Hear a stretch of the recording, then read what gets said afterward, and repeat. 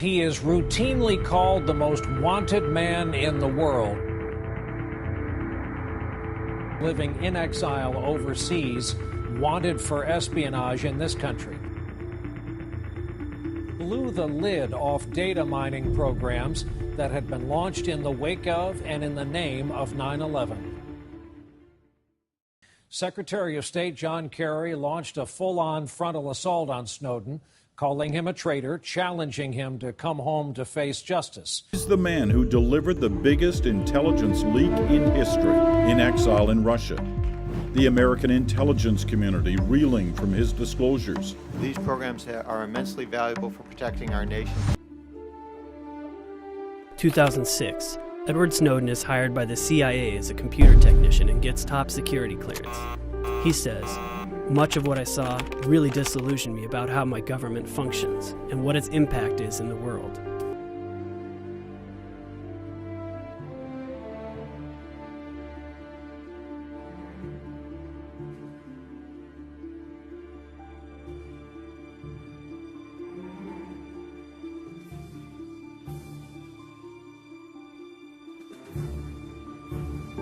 Snowden reaches out to The Guardian's Glenn Greenwald. Snowden emails documentary filmmaker Laura Poitras, who reaches out to veteran Washington Post intelligence reporter Barton Gellman.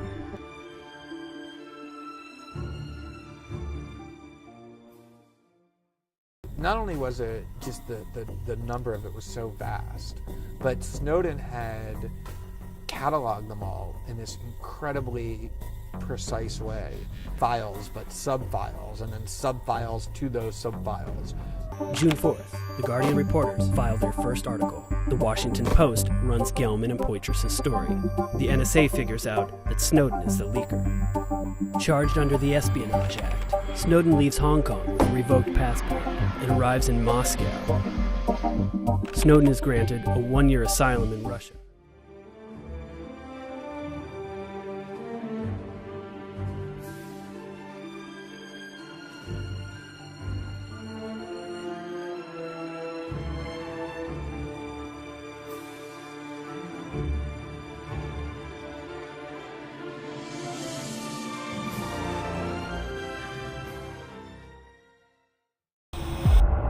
For those who inhabit the American intelligence world, the decision to publish that degree of top secret information is reckless and the consequences incalculable.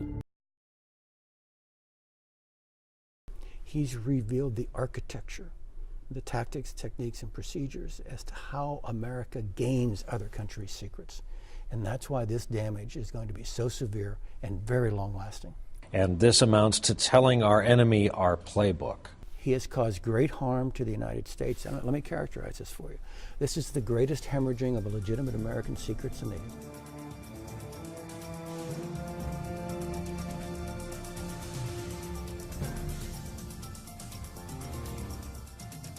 Press has been asking the United States government for a year now, if after a year they can't show a single individual who's been harmed in any way by this reporting, is it really so grave?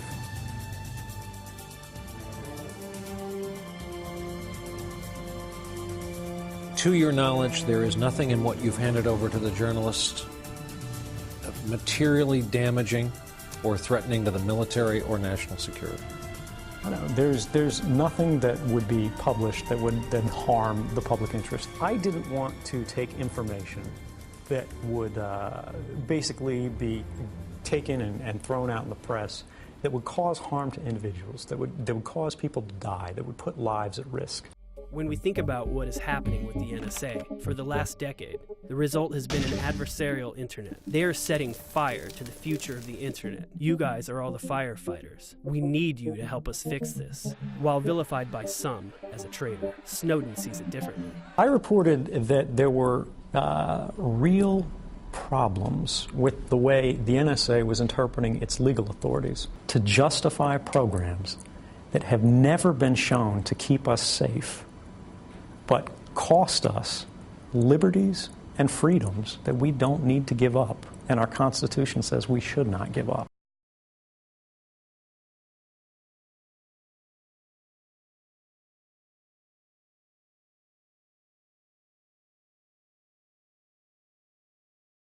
Any intelligence service in the world that has significant funding and a real technological research team can own that phone the minute it connects to their network. Do you trust a government to be able to have free reign over people's communications without any limitations on what they can do simply because they utter the word terrorism enough times? Shows the problem of putting too much faith in intelligence systems without debating them in public. The Snowden affair sparked a global debate about government surveillance and privacy and why it matters. Greenwald and Hayden are now compelling voices for opposing sides in that debate. Privacy is a unique guarantee of human freedom. It's where creativity and dissent and exploration reside, and when that is gone, so too is a crucial part of human freedom. But many in government say Snowden should pay for what he has done, whether or not he comes home. And so when people say, why don't you go home and face the music, I say, you have to understand that the music is not an open court and a fair trial.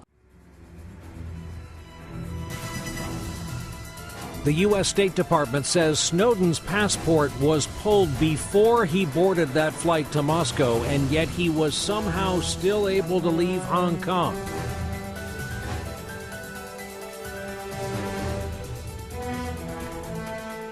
The reality is I never intended to end up in Russia. I had a flight booked to Cuba, onwards to Latin America, and I was stopped because the United States government decided to revoke my passport and trap me in Moscow airport.